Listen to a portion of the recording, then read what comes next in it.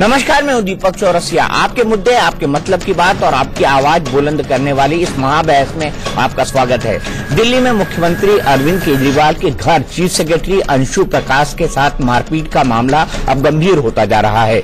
20 फरवरी से ही दिल्ली के सभी ब्यूरोक्रेट आंदोलन कर रहे हैं। उन्होंने तय कर लिया है कि जब तक केजरीवाल सुरक्षा और सम्मान की गारंटी नहीं देंगे, तब तक कोई IAS अफसर दिल्ली सरकार के किसी मंत्री के साथ बात नहीं करेगा। आज की बड़ी खबर यह है कि IAS ऑफिसर्स एसोसिएशन ने department of personal and training में लिखित शिकायत दर्ज कराई है। दूसरी ओर मुख्य सचिव से मारपीट की जांच अरविंद केजरीवाल के घर तक पहुंच गई है। दिल्ली पुलिस ने आज केजरीवाल के आवास पर छापा मारा और वहां लगे 21 CCTV कैमरे जब्त कर लिए। दिल्ली पुलिस का कहना है कि केजरीवाल के घर मुख्य सचिव को 2 विधायकों ने पीटा था। इस बात की गवाही केजरीवाल के सलाहकार VK जैन ने दी है।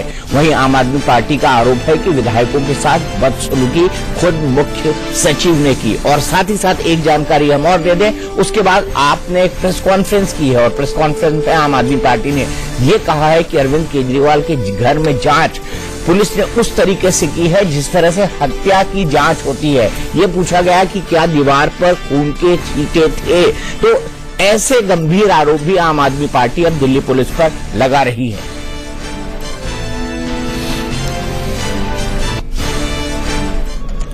इस मामले में सच कौन बोल रहा है, इस पर चर्चा करने से पहले आइए देखते हैं कि 19 फरवरी की रात से अब तक क्या क्या हुआ।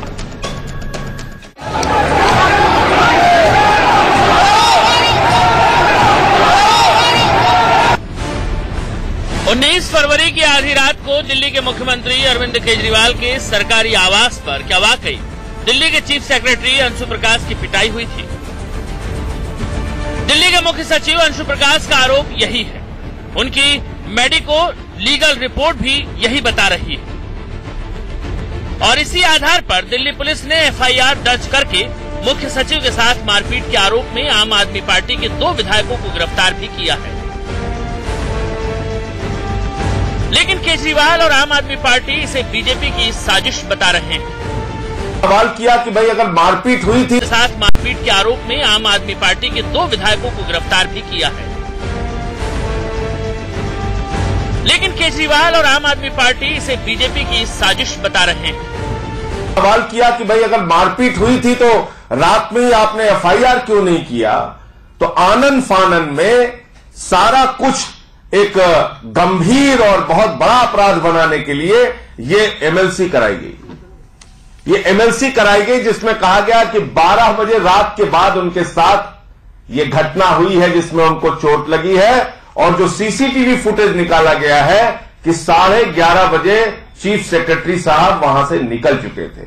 तो मेरा सवाल ये है कि ये घाव कैसे बनाए गए।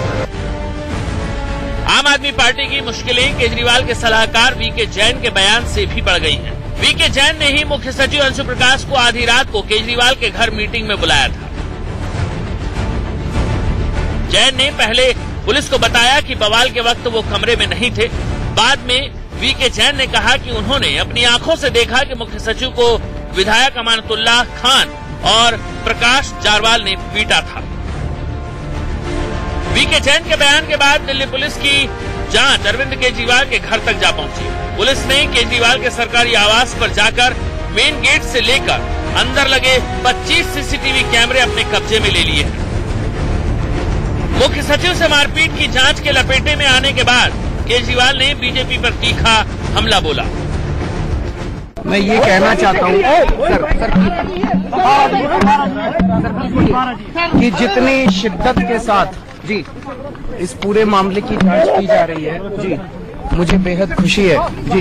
जांच होनी चाहिए जी, लेकिन मैं जांच एजेंसियों से कहना चाहता हूँ जी कि जज लोया के कत्ल की जांच पे जी अमित शाह से पूछताछ करने की भी हिम्मत दिखाएं जी, तो देश उनको बधाई देगा। वहाँ जो रिकॉर्डिंग चल रही थी, वहाँ के रिकॉर्डिंग को चेक करने के बाद ये पाया गया कि जो कैमरे की टाइमिंग्स हैं उसमें और एक्चुअल टाइमिंग में 40 मिनट 42 सेकंड का फर्क है और यहाँ की टाइमिंग पीछे चल रही है। इस मामले को IAS अधिकारी के एसोसिएशन ने बड़ा मुद्दा बना लिया। घटना के अगले दिन से ही IAS एसोसिएशन और दानिश काडर के अफसरों ने आंदोलन छेड़ रखा है। आज आईएएस अफसरों ने केंद्रीय कर्मियों और प्रशिक्षण विभाग के मंत्री डॉक्टर जितेंद्र सिंह और केंद्रीय गृह राज्य मंत्री हंसराज अहीर से मुलाकात की। दिल्ली के मुख्य सचिव के साथ मारपीट के मामले में आईएएस एसोसिएशन ने लिखित शिकायत भी दर्ज कर दी है। अब इस विषय को लेकर के संबंधित विभाग संज्ञान लेंगे, परंतु जैसे मैंने कहा हमारा एक सीमित दायित्व था, सीमित मैंडेट कि डीओपीटी चूंकि काडर कंट्रोलिंग अथॉरिटी है, आईएएस अधिकारी के लिए अनुकूल व्यवस्था करना, अनुकूल वर्किंग वातावरण सुनिश्चित करना, ये भी डीओपीटी के दायित्व में आता है। उस नाते हमने उनकी बात सुनी है और उसका उचित संज्ञान लेकर के आगे क्या मत बनेगा उस पर विचार। हम सब सरकारी कर्मचारी हैं, हम किसी भी पॉलिटिकल पार्टी से एफिलिएटेड नहीं है। जो घटना हुई है उससे हम बेहद आहत हैं और ये हमारा संवैधानिक अधिकार है कि जिस बात से हम आहत हैं उसे हम सबके सामने रखें। केजरीवाल इस पूरे विवाद को उपराज्यपाल के साथ चल रही खींचतान का एक्सटेंशन बता रहे हैं। वो मुख्य सचिव के आरोपों को झूठ और राजनीति से प्रेरित बता रहे हैं। लेकिन अब ये सवाल बड़ा हो गया है कि आखिर ऐसी कौन सी इमरजेंसी थी जिसके लिए मुख्य सचिव को आधी रात को मुख्यमंत्री आवास बुलाया गया। केजरीवाल के सलाहकार वीके जैन के बयान बदलने का राज आखिर क्या है? Bureau report, India news. तो क्या वाकई चीफ सेक्रेटरी की पिटाई हुई अरविंद केजरीवाल के घर पर? ये मामला इसलिए भी बड़ा बन गया है क्योंकि जिस तरह से इन्वेस्टिगेशन जा रही है, आज अरविंद केजरीवाल के घर तक जा पहुंची है। दोनों विधायकों की बेल की पिटीशन रिजेक्ट हो गई है। वीके जैन जो कि मुख्यमंत्री के सलाहकार हैं, उन्होंने ये कहा कि हाँ पिटाई हुई थी। तो ऐसे में अब क्या होगा? मुख्यमंत्री क्या करेंगे? आप पार्टी क्या करेगी? इसी पर बात करने के लिए मेरे साथ है आतिशी मरलेना जी जो कि आम आदमी पार्टी की स्पोक्स पर्सन है। मेरे साथ नवीन कुमार जी है, माफ कीजिएगा, जो कि स्पोक्स पर्सन है बीजेपी के। हरिशंकर गुप्ता जी हैं, स्पोक्स पर्सन है कांग्रेस के। सबसे पहले आतिशी मैं आपके पास आना चाहूंगा। वीके जैन तो आपके खुद के सलाहकार थे, आखिरकार वीके जैन को क्या हो गया कि वो भी आपके खिलाफ बयान देने लगे?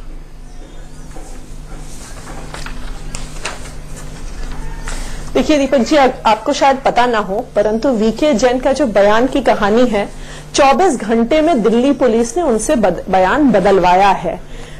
एक बयान वो देते हैं जब वो अक्यूज्ड थे इस केस में। 20 तारीख को पुलिस उनसे पूछताछ करती है, उन्हें अक्यूज्ड कहती है। और अगर आप जूम इन करेंगे, मैं यहाँ पे कैमरामैन से रिक्वेस्ट करूंगी थोड़ा इस पर जूम इन करके दिखाएं। वो स्पष्ट तौर से कहते हैं कि मैं कुछ देर के लिए मीटिंग से बाहर गया, जब मैं वापस आया तब तक सीएस साहब मीटिंग से चले गए थे। 24 घंटे में वो अक्यूज्ड से अप्रूवर बन जाते हैं, विटनेस बन जाते हैं। सर, भारत में सबको पता है कि 24 घंटे में किसी को अक्यूज्ड से अप्रूवर बनाने के क्या इतिहास है। तो इसलिए यह सवाल है कि जब ये मामला किसी जज के सामने जाएगा तो जज भी खुद यही कहेंगे कि पुलिस ने ऐसा 24 घंटे में क्या कर दिया कि एक बयान देने वाले वीके जैन को 24 घंटे में उन्होंने पलटवा दिया। और उसी तरह से इस पूरे सिलसिले में इतने सारे सवाल हैं। आप एक वरिष्ठ पत्रकार हैं। पहला सवाल यह है कि कुल मिला के चीफ सेक्रेटरी साहब सीएम रेजिडेंस में सिर्फ 8 मिनट थे। उस 8 मिनट में ऐसा क्या हो गया कि उनका मानना है कि उनकी बड़ी घोर उन पर असॉल्ट हो गया।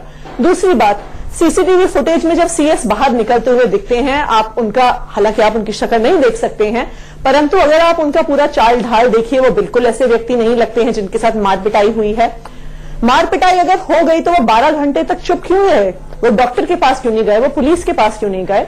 उन्होंने तकरीबन 20 घंटे तक मेडिकल जांच क्यों नहीं करवाई? ये बहुत सारे संगीन सवाल हैं जो ये दिखाते हैं कि ये झगड़ा अफसरों और दिल्ली सरकार का नहीं है। ये एक्चुअली बहुत बड़ी एक पॉलिटिकल साजिश है, बीजेपी इसके पीछे है।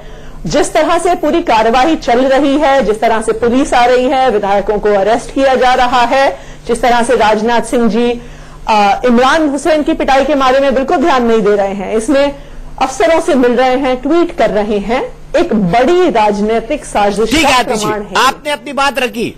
नवीन, क्या वाकई भारतीय जनता पार्टी की साजिश है? क्योंकि लोग तो ये भी कह रहे हैं कि अंशु प्रकाश तो पहले कई भारतीय जनता पार्टी के नेताओं के बड़े करीबी भी रह चुके हैं। मैं किसी के व्यक्तिगत आचरण पर सवाल नहीं उठा रहा हूं, लेकिन एक सवाल है जो गपशप के तौर पर आ रहा है और जिसमें फैक्ट भी है। तो इसको आप कैसे देखेंगे कि बीजेपी की साजिश? हाँ, मैं बड़ी हास्यास्पद बात करी है अभी आम आदमी पार्टी की हमारी प्रवक्ता बहन ने। मुझे ये बात समझ नहीं आती कि आप एक फूड एंड सिविल सप्लाई के इश्यू के ऊपर डिस्कस करने के लिए चीफ सेक्रेटरी को रात को बुलाते हैं। उस बैठक में आप फूड एंड सिविल सप्लाई के सेक्रेटरी को नहीं बुलाते। उस बैठक में फूड एंड सिविल सप्लाई के मंत्री को भी नहीं बुलाते, खाद्य आपूर्ति मंत्री भी नहीं होता। जिस सब्जेक्ट पर, जिस विषय पर आप बात करना चाहते हैं, उस विभाग का सचिव नहीं, उस विभाग का मंत्री नहीं, उसके बाद उनको आप बुलाते हैं उस विषय में बात करने के लिए। पहली बात। दूसरी बात, आप कहते हैं, ये आम आदमी पार्टी के लोग कहते हैं कि कोई मारपीट नहीं हुई। मेडिकल में जब रिपोर्ट के अंदर आ गया, चोट के निशान तक नजर आए, तब ये कहते हैं कि नहीं, कुछ धक्का मुक्की हो गई। अब सीसीटीवी कैमरा भी आ गया है। सीसीटीवी कैमरे को इन्होंने 40 मिनट 45 सेकंड पीछे कर लिया। हमने ये स्पष्ट तौर से कहा है कि किसी ने अंशु प्रकाश जी को छुआ भी नहीं है। आप सरासर झूठ मत बोलिए। अरे झूठ आप मत बोलिए, सुन लीजिए, पहले पूरी बात सुनिए। आज मुझे लगता है कि दिल्ली के अंदर जब 2015 के अंदर आंधी चली, उस आंधी के अंदर दिल्ली की जनता के अंदर आंखों में धूल झोंक करके हम स्पष्ट तौर से कह रहे हैं संगठित अपराधियों का अंशु प्रकाश आतिश जी, मैंने नवीन को नहीं बोलने दिया था। आप भी प्लीज उनको अपनी बात खत्म कर ले दीजिए। नवीन 30 सेकंड। वही मैं कह रहा हूँ दीपक जी कि एक दिल्ली के अंदर, एक दिल्ली के अंदर, मैं आपको बोलने नहीं दूंगा आतिश जी इसके बाद, अगर आपने झूठ बोला तो समझ लीजिए। आप दिल्ली के अंदर एक जो है गुंडों का गिरोह जो है दिल्ली सरकार में बैठ गया, वो दिल्ली की जनता को बर्बाद करने में तुला हुआ है। आपके 11 सेक्रेटरी के साथ झगड़े हुए, केवल इन्हीं के साथ नहीं, गैमलिन से लेकर के, मिसेस गैमलिन से लेकर के यहां तक। आप किसी अफसर के साथ काम नहीं कर सकते, आप किसी अफसर को अपने साथ लेकर के नहीं चल सकते। आप जो है, एक मुझे समझ नहीं, कितना शातिर बदमाश लोग हैं आप लोग, समझ नहीं आता किस प्रकार से आप सरकार चला। ठीक है, लेकिन मैं सोचता हूं लैंग्वेज पे अगर ध्यान दें, लैंग्वेज पे अगर ध्यान दें आपकी बात, मैं बिल्कुल मैं वही बोलना चाहता हूं। एक ये शातिराना अंदाज नहीं तो क्या है। आप सीसीटीवी कैमरे का टाइम पीछे कर देते हैं। आप कहते हैं कि असाल नहीं हुआ, आप उसके अंदर केवल चीफ सेक्रेटरी को बुलाते हैं, दूसरे लोगों को बुलाते हैं। ठीक है, आतिशी जवाब, आतिशी जवाब। नवीन अब शांत रहेंगे आप। आतिशी जवाब।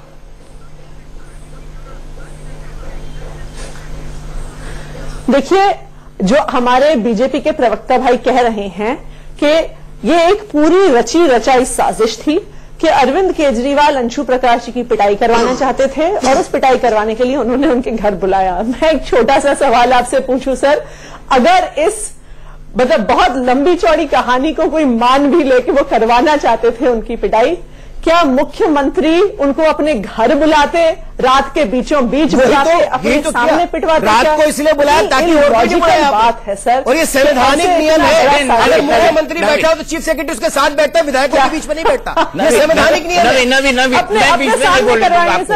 मैंने आतिशी को भी नहीं बोलने दिया था, आपको भी नहीं बोलने दूंगा। आतिशी आप बात कंप्लीट करिए। बिल्कुल। दूसरी बात, आपका ये कहना है कि क्यों वहां पे फूड सेक्रेटरी नहीं थे। सिंपल सी बात है, चीफ मिनिस्टर का प्रेरोगेटिव है। बहुत सारी रिव्यू मीटिंग्स में सिर्फ चीफ सेक्रेटरी को बुलाया जाता है क्योंकि चीफ सेक्रेटरी सारी ब्यूरोक्रेसी को हेड करता है, ये कॉमन प्रोटोकॉल है। और तीसरा और सबसे महत्वपूर्ण मेरा ये कहना है कि ये पॉलिटिकली मोटिवेटेड पूरी प्रकरण है। ये इससे दिख रहा है कि उसी के अगले दिन 19 तारीख की रात का ये वाकया है। 20 तारीख को दिल्ली सचिवालय में प्लेन कैमरा व्यू में जो सब चैनल्स पे चला है, मंत्री इमरान हुसैन और उनके पीएस, आप नेता आशीष खेतान और उनके पीएस पे खुले आम बीजेपी के वर्कर्स अटैक करते हैं। ना होम मिनिस्टर मिलने का टाइम देते हैं, एफआईआर दर्ज होने के बाद कोई एक्शन नहीं होता है। नवीन प्लीज। नहीं, भाजपा पे आरोप लगा रहे हैं भाई, इतना गंभीर आरोप। बीजेपी के कार्यकर्ता दिल्ली सचिवालय में अपने गाल पे थप्पड़ लगा करके अपने लोगों से उनको आम आदमी पार्टी में शामिल हाथों हाथ होता है, परंतु आज तक उस पर कोई एक्शन नहीं हुआ। वो तो पूरा इवेंट कैमरा पे कैप्चर हुआ है। वो कैमरा हर टीवी चैनल, वो वीडियो हर टीवी चैनल ने दिखाया है। मुझे ये बताइए, तो तथाकथित कहानी है। आतिशी एक मेरा सवाल है, क्या राशन कार्ड का मुद्दा इतना इंपॉर्टेंट था कि रात में 12 बजे चीफ सेक्रेटरी, जिन्होंने ये कहा हो कि कल सुबह भी बात हो सकती है, उनको बुलाया जाए रात में 12 बजे मुख्यमंत्री के घर पर, और वहां पर 11 आपके विधायक मौजूद हो? तो मुख्य सचिव को आपने जो खबरें आ रही हैं निकलकर और जो हकीकत है, बिल्कुल मैं बताती हूँ क्यों। मैं एक सवाल कंप्लीट कर लूं आतिशी जी, मैं सवाल कंप्लीट कर लूं। दरअसल आपका एक एडवर्टाइजमेंट फंसा हुआ था जिसको चीफ सेक्रेटरी क्लियर नहीं कर रहे थे सुप्रीम कोर्ट की गाइडलाइंस को लेकर। उस एडवर्टाइजमेंट पर भी मैं आऊंगा जिसको लेकर आपके लोगों में आप में नाराजगी थी। बिल्कुल बिल्कुल सही बात है, मैं आ रहा हूं, मैं गुप्ता जी आ रहा हूं आपसे समझने वाली है। नंबर 1, पहली इलॉजिकल बात, पहली इलॉजिकल बात कि अब तो एडवर्टाइजमेंट जो रिलीज होनी थी वो तो 14 फरवरी को रिलीज होनी थी, वो तो अब इस तारीख 20 तारीख को आके रिलीज हो ही नहीं सकती थी क्योंकि वो तो तीसरी वर्षगांठ की एडवर्टाइजमेंट थी, तो मीटिंग एडवर्टाइजमेंट के बारे में हो ही नहीं सकती थी, पहली बात। दूसरी बात, राशन कार्ड का, राशन नॉन डिलीवरी का जो मुद्दा है, ये पिछले 1 महीने से रिपीटेडली कंप्लेंट्स आ रही थी, पर पिछले 3 दिन से ये कई विधायक बार बार की शिकायत कर रहे थे कि उनके ऑफिस में बड़ी संख्या में लोग आए थे शिकायत लेके। उन एमएलएज ने चीफ सेक्रेटरी साहब से मिलने की कोशिश की परंतु चीफ सेक्रेटरी साहब ने समय नहीं दिया। उसके बाद वो विधायक सीएम आवास पहुंचे। उस शाम को कई सारी शादियां थी जिसमें सीएम और सीएस एक समय पे अवेलेबल नहीं थी, तो ये बात हुई कि जैसे ही सीएस फ्री हो जाएंगे वो सीधा मीटिंग में पहुंच जाएंगे। विधायक वहां पे 10:30 बजे से इंतजार कर रहे थे उनका, सीएस उसके 1 घंटे बाद आए थे। देखिए दिल्ली में अगर आम जनता को राशन नहीं मिल रहा तो समस्या थी, उसके अलावा तो नहीं है। अगर बार बार उसकी बार बार मीटिंग्स के लिए सीएस समय नहीं दे रहे थे तो चीफ मिनिस्टर ने उन्हें बुलाया, उनको जवाब देने के लिए बुलाया कि इतनी गंभीर समस्या के लिए जिसपे बार बार मंत्री ने आदेश किया है परंतु एक्शन नहीं हुआ, हम कैसे चुप बैठे रह सकते हैं अगर दिल्ली की जनता को राशन नहीं मिल रहा। चीफ सेक्रेटरी को मारेंगे आप? नहीं, मुझे ये तर्क समझ में नहीं आ रहा है। इतनी क्या अर्जेंसी थी? अगर राशन कार्ड नहीं बंटते थे तो 1 महीने से शिकायतें थी। आप 1 महीने में आपके चीफ मिनिस्टर के पास विधायक जा सकते थे, चीफ मिनिस्टर आराम से बैठक में बुलाकर ये बात बोल सकते थे। फूड एंड सिविल सप्लाईज के काम को आप चीफ सेक्रेटरी से क्यों जोड़ रही हैं? और पिछले 2 मुझे ये थोड़ा सा लॉजिक थोड़ा सा ठीक नहीं लग रहा है, मैं इसीलिए आपसे क्रॉस क्वेश्चन कर रहा हूं। चीफ सेक्रेटरी सर मैं तो आपसे ये भी पूछ सकती हूँ, बाय दैट लॉजिक आप एडवर्टाइजमेंट के काम को चीफ सेक्रेटरी से कैसे जोड़ सकते हैं? क्योंकि मैं बताता हूँ का है तो आप एडवर्टाइजमेंट के काम को चीफ सेक्रेटरी से मैं तो आपसे ये भी पूछ सकती हूँ, बाय दैट लॉजिक आप एडवर्टाइजमेंट के काम को चीफ सेक्रेटरी से कैसे जोड़ सकते हैं? क्योंकि मैं बताता हूँ का है तो आप एडवर्टाइजमेंट के काम को चीफ सेक्रेटरी से कैसे जोड़ सकते हैं? एडवर्टाइजमेंट का काम चीफ सेक्रेटरी से जुड़ा हुआ है उतना फूड एंड सिविल सप्लाईज का भी जुड़ा हुआ है। मैं आपको बताता हूँ कारण क्या था। पेच फंसा हुआ था विज्ञापन की एक लाइन को लेकर। इस लाइन में मुख्यमंत्री केजरीवाल कह रहे हैं जब आप सच्चाई और ईमानदारी के रास्ते पर चलते हैं तो ब्रह्मांड की सारी दृश्य और अदृश्य शक्तियां आपकी मदद करती है। इस लाइन को कोई अफसर मंजूरी नहीं दे रहा था। कारण ये था कि दृश्य और अदृश्य शक्ति किस मंत्रालय के अंदर आती है इसको वो सर्टिफाई नहीं कर सकते थे आतिशी, और यही गुस्सा आप लोगों में था चीफ सेक्रेटरी के लिए। सर पर उसमें दो मेरे सवाल हैं, मेरे आपसे 2 सवाल हैं। जो एडवर्टाइजमेंट 14 फरवरी को रिलीज होनी थी उस डेट और टाइम के स्पेसिफिक थी, 20 तारीख को तो वो रिलीज हो भी नहीं सकती थी।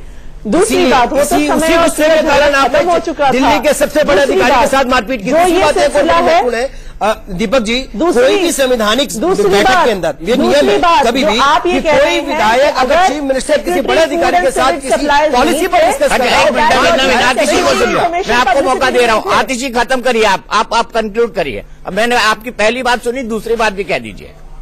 मैंने ये कहा कि जिस तरह आपने ये कहा कि वहां पे secretary food and civil supplies नहीं थे, अगर फूड एंड सिविल सप्लाईज पे चर्चा थी तो फिर तो वो लॉजिक वहां पे भी अप्लाई करता है ना, वहां पे सेक्रेटरी इंफॉर्मेशन पब्लिसिटी थे। तो यही तो कह रहे हैं आपने मारपीट करने के लिए बुलाया। चलिए मुझे इसके अंदर कुछ पॉइंट अभी भी टेढ़े लग रहे हैं। मैं सबसे पहले अगर मारपीट करनी होती तो अपने घर में थोड़ी बुलाते। आप घर में ही बुला के मार सकते हैं क्योंकि ये आपका चरित्र है जी, ये तो आप जानते हैं, इसमें कहने की आवश्यकता क्या है? आपने सभी के साथ किया है सर।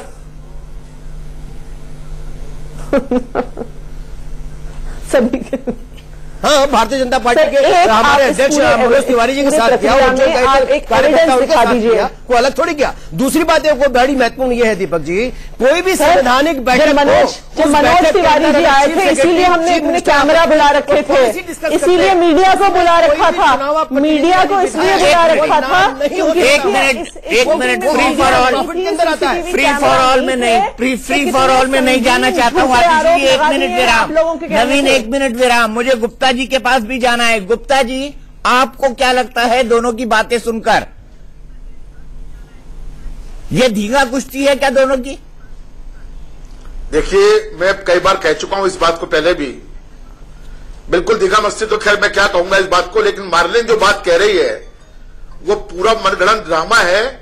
और 12 बजे रात को चीफ सेक्रेटरी को घर पे बुला के मारपीट करवाई गई। और मैं बड़े मजे की बात यह है कि चीफ मिनिस्टर और डिप्टी चीफ मिनिस्टर वहां बैठते रहे, इनको ये गुरेज नहीं हुआ कि कम से कम बीच बचाव तो करें। और आज 3 दिन इस बात को हो गया, एक स्टेटमेंट भी मुख्यमंत्री की तरफ से नहीं आया। मुख्यमंत्री को इस पर माफी मांगना चाहिए, माफी मांगनी ही पड़ेगी। जैसे मार्लिन बता रही है कि 8 मिनट वहां पर चीफ सेक्रेटरी रुके हैं, ये किस हिसाब से बता रही है? कम से कम 20 या 22 मिनट चीफ सेक्रेटरी वहां पर रुके हैं। और चीफ सेक्रेटरी ने कहा भी है उनको इस बात के लिए कि भाई आप जिसने मुझे बुलाया है आप मुझसे सवाल कीजिए, मैं उनको जवाब दूंगा। क्या सबूत है कि 20-22 मिनट रुके हैं? और दीपक जी, आप 20-22 मिनट रुकने का क्या सबूत है? आपके पास क्या सबूत है 8 मिनट रुके हैं? आपके पास क्या सबूत है कि 8 मिनट रुके हैं? वो तो आप अपने मन गलत बात कर रहे हैं। सीसीटीवी फुटेज है, वो दिखाती है कि 11:23 पे वो एंट्री किए हैं और 11:31 पे एग्जिट किए हैं। बड़ी महत्वपूर्ण बात यह है कि आप जब विधायक, जब सीसीटीवी फुटेज दिल्ली पुलिस के पास है सर, चीफ मिनिस्टर के पास क्या योजना बना रहे थे? सीसीटीवी कैमरे का टाइम उन्होंने कैसे पीछे किया? ये सारी योजना पूरा एक सबसे बड़ी साजिश के तहत, बिल्कुल क्रिमिनल माइंड। सीसीटीवी कैमरा का टाइम किसी ने नहीं छोड़ा है। अगर उसके साथ छेड़छाड़ हुई है सीसीटीवी कैमरा के साथ, तो वो तो 1 मिनट की फोरेंसिक जांच में पता चल सकता है। पार्टी की मीटिंग थी और पार्टी की वही पुलिस ने बताया चेक करके। एक मिनट, फ्री फॉर ऑल न करें। गुप्ता जी आप कंक्लूड करें, आप कंक्लूड करें गुप्ता जी।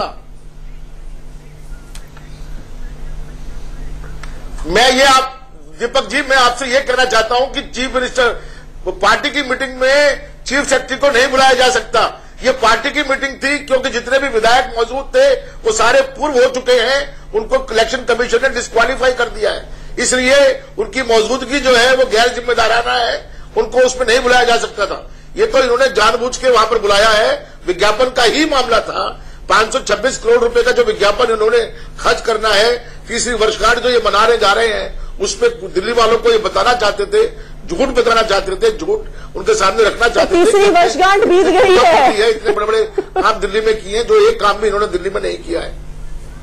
मैंने उसमें दूसरा मुद्दा ये भी था, आप कह रहे थे झगड़ा तो था कि आपने विज्ञापन क्यों नहीं रिलीज किया? झगड़ा तो मार्लिन उसी का था।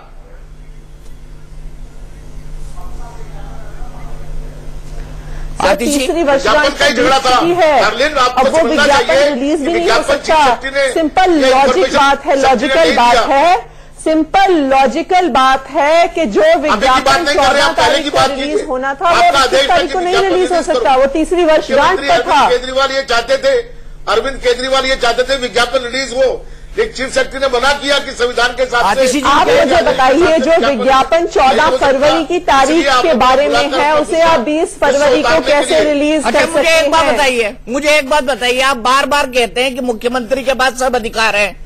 अगर उनके पास अधिकार है तो उन्होंने जो शाहरुख खान की स्टाइल में भाषण तैयार किया था, ये दरअसल शाहरुख खान की एक फिल्म की डायलॉग है, ओम शांति ओम का, जिसमें वो कहते हैं कि मतलब वो कायनात की बात करते हैं, शिद्दत की बात करते हैं, दृश्य और अदृश्य शक्तियों को अपने शब्दों में डालते हैं। तो मुझे आप ये भी बताइए कि उस एडवर्टाइजमेंट में आपने एक बात कही थी, एक फिगर दिया था कि इतने प्रतिशत भ्रष्टाचार कम हो चुका है। अफसरों ने उस पर भी आपत्ति की थी कि इसका मापने का कोई पैमाना हमारे पास नहीं है कि ये भ्रष्टाचार आप किस आधार पर बता रहे हैं कि इतने प्रतिशत कम हो चुका है। ये भी एक मुद्दा था, क्या आप इसको मुद्दा मानती है उस विज्ञापन के लिए? जी दीपक, हाँ बिल्कुल, 2 चीजें हैं मैं बताती हूँ इसमें।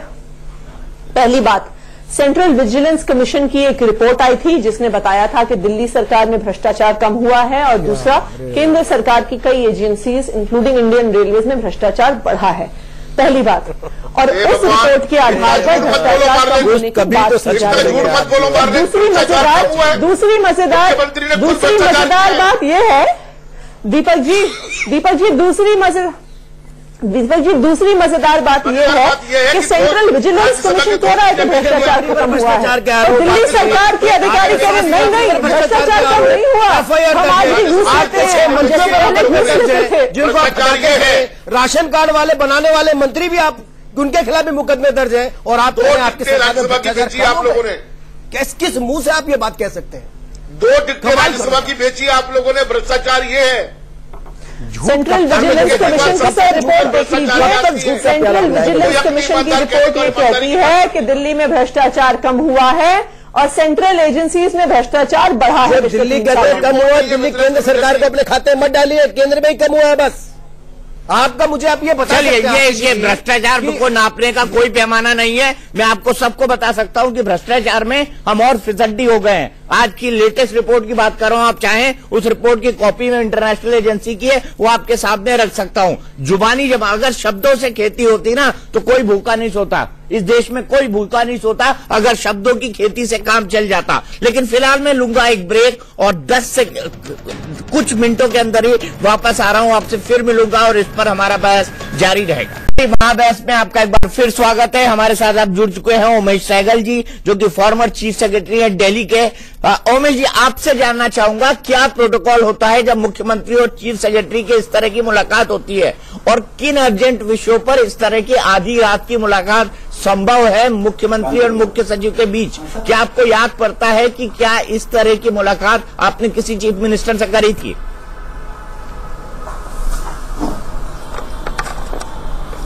मुझे तो याद नहीं आता। मैं तो खुराना जी के साथ भी काम किया, सैफ सिंह वर्मा का भी, सुषमा स्वराज भी, मैडम शीला दीक्षित भी। एक दफा जरूर हुआ था कि जब मैडम आई थी सुषमा स्वराज तो इन्होंने जरूर रात को फोन किया था कि 10 बजे आप थाने आ जाइए। तब मैंने मना कर दिया था कि एक तो थाने जाना गलत है, चीफ मिनिस्टर का मैंने एलजी से पूछे, और नंबर 2 रात को जाना वैसे भी उचित नहीं होता। तो उन्होंने मेरे आगे इस चीज को होल्ड नहीं किया, वो खुद अकेली गई कि एक तो थाने जाना गलत है, चीफ मिनिस्टर का मैंने एलजी से पूछे, और नंबर 2 रात को जाना वैसे भी उचित नहीं होता। तो उन्होंने मेरे आगे इस चीज को होल्ड नहीं किया, वो खुद अकेली गई और अपना थाने का जो निरीक्षण करना था उन्होंने कर दिया। बट मेरे इसके अलावा कभी भी 6-7 बजे के बाद कभी चीफ मिनिस्टर ने नहीं बुलाया। मैडम शीला दीक्षित कभी कभी ब्रेकफास्ट मीटिंग्स के लिए सुबह बुला देती थी, बट वो भी इनके घर में वहां ब्रेकफास्ट के ऊपर जब मैं रहता था और वो रहती थी, और कोई नहीं रहता था। ये नहीं था कि 10 आदमी से हमें मुझे घेरा हो।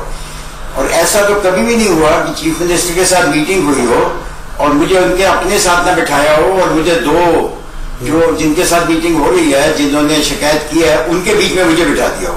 ऐसा तो मेरे साथ कभी नहीं हुआ। तो ये थोड़ा सा अनुचित जरूर लगता है। आपको अनप्रेसिडेंटेड लगता है या अनुचित लगता है?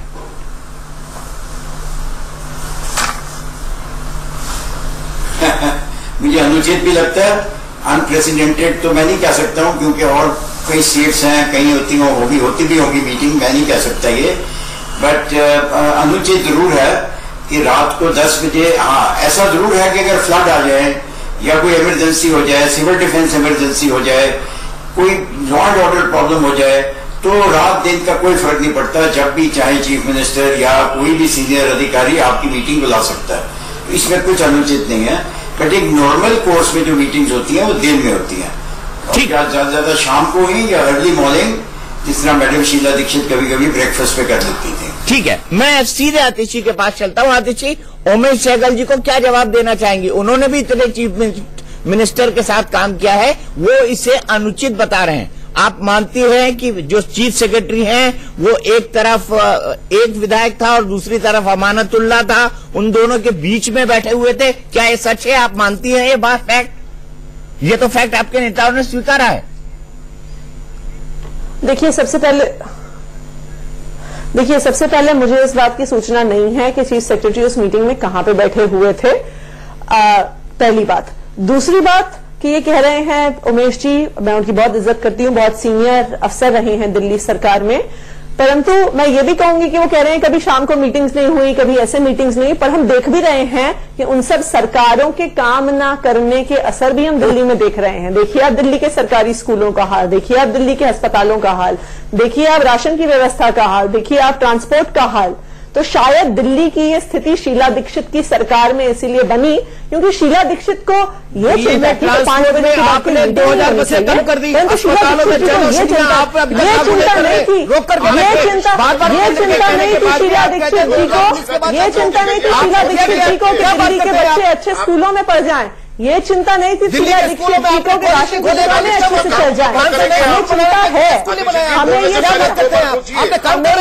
है कि स्कूल ठीक से चले, अस्पताल ठीक से चले, जनता तक राशन पहुंचे और हम उसके लिए 24 घंटे काम करते हैं। अच्छा ठीक है, आप 24 घंटे काम करती है, बहुत अच्छी बात है। हर इंसान को 24 घंटे नहीं तो 16-18 घंटे काम करना चाहिए इस कंपटीशन में बने रहने के लिए। मेरी तरफ से आपको साधुवाद कि आप इतना काम करते हैं, लेकिन मैं ये जानना चाहता हूं, आप खुद कह रहे हैं कि राशन घोटाले पर या राशन के डिस्ट्रीब्यूशन की गड़बड़ियों के लिए हमने बात करने के लिए मुख्य सचिव को बुलाया था। तो 3 साल का आपका शासन इस तरीके का था आतिशी जी कि 3 साल में आप खुद एक बेसिक नेसेसिटी राशन के डिस्ट्रीब्यूशन और राशन कार्ड के डिस्ट्रीब्यूशन में प्रॉब्लम हो रहे थे, उसको भी सॉल्व नहीं कर पाए। उसको 12 बजे आपको मीटिंग करने के लिए अपने चीफ सेक्रेटरी को बुलाना पड़ा। ये कितनी बताती हूँ मैं बताती हूँ कि क्या इशू था इसमें, मैं बताती हूँ आपको जी। बताइए, पिछले एक साल में जो केंद्र सरकार का आदेश आया है, 1 मिनट में आ रहा हूँ आपके पास, 1 मिनट में आ रहा हूँ गुप्ता जी आपके पास। और राशन तभी देने का जब बायोमेट्रिक आइडेंटिफिकेशन हो पाए, ये केंद्र सरकार का आदेश है। जब से ये बायोमेट्रिक लिंकेज की बात हुई है तब से समस्या राशन के डिस्ट्रीब्यूशन की बहुत गंभीर हो गई है। पिछले 1 महीने में बहुत कंप्लेंट्स आई हैं और 20 तारीख से पहले पिछले 3-4 दिन में भारी मात्रा में कई आम जनता हमारे विधायकों के घर आई है, सीएम के घर आई है। इसलिए ही अब उसके बाद कैबिनेट ने यह निर्णय भी लिया है कि आधार लिंकेज को और बायोमेट्रिक आइडेंटिफिकेशन को खत्म किया जाए।